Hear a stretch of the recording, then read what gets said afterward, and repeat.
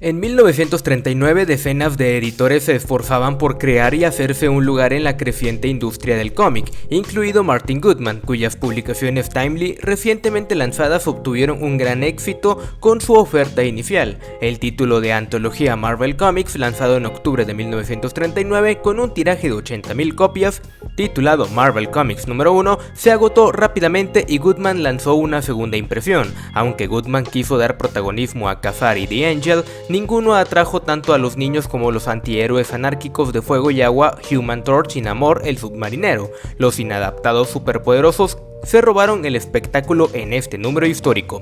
Este ejemplar comenzó con la antorcha humana de Carl Burgos, un humanoide que se enciende con una bola de fuego ardiente cuando se expone al aire, enterrado en concreto, quien escapa para poner en peligro a la humanidad sin saberlo y es capturado y explotado por un jefe criminal como arma terrorista.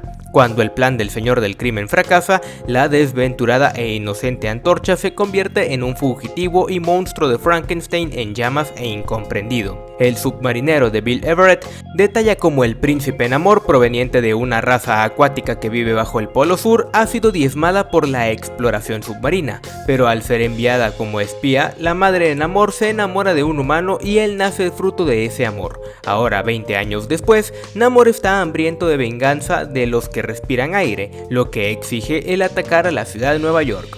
Diseñado por Paul Gustafson, el ángel vestía medias y una capa, pero en realidad solo era un tipo atlético, inteligente y duro. En su aventura de debut, limpia despiadadamente el sindicato del crimen de Nueva York. El ángel se convertiría en un incondicional de la Edad de Oro y décadas más tarde revivió en la serie de Marvel's Project de 2009.